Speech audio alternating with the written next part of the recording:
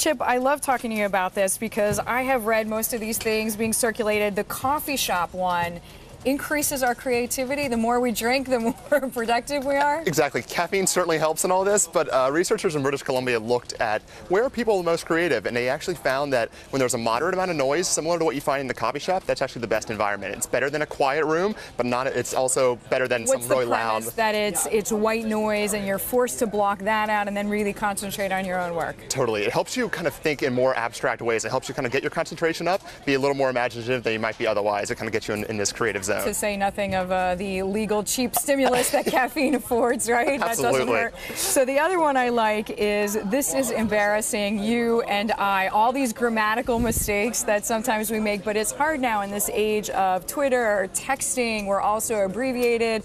Traditional grammar seems to have gone out the window. That's exactly the case. That a lot of what workers are finding is a lot of younger workers really are slipping on grammar, and they're having to have grammar classes for them. They're bringing in these experts to say, here's how you put a grammatical sentence, a correct sentence together. Old school. A little old school, trying to get the King's English back a little bit, but and certainly that you and I example is one that people mess up all the time. And then one that I love is that apparently most of the people we work with don't know how to listen. Right. So an author for Harvard Business Review says that 1 in 4 corporate executives has a listening deficit. They really need to focus on this. One way to do it is to, when you're taking notes, take detailed notes on one side of the page, and on the other side, write down the most important points. You can follow up on that later. It's a way to kind of a cue to say, this is the most important stuff. Let's really listen in on these points. Which kind of feeds into the next one that was clicked on quite a bit, which is the 9 habits, right, of highly successful people. Listening didn't show up in that list, though, did it? Listening didn't show up, but a couple interesting points did. One was that if really successful people, they think about time differently.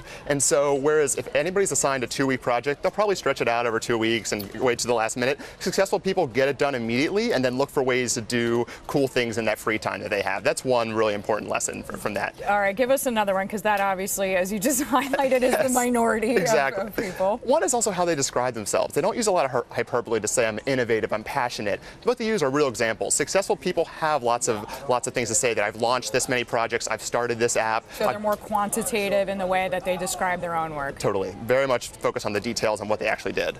Okay, well, that makes sense, right? Why describe it if you can just show it? Exactly. Also, one that has gone round and round, especially on the Twitter sphere, which is why women can't have it all. Exactly. And this got about a gazillion hits. There have been reaction pieces as well. I know pretty much every major publication has written a reaction piece to that first one. Exactly. So it was one of the Atlantic's most visited articles ever, and it was looking at this impossible juggle of how you balance work and a career. And this author is saying that maybe it's not possible in the current environment, that we need big changes of everything about maybe the school day needs to be the same amount of hours as the work day. Maybe we need to think that being in the office isn't a sign of success, that you can be out of the office and working from home just as hard as you can be in a corporate environment. With that school thing, kids everywhere booing. Yes.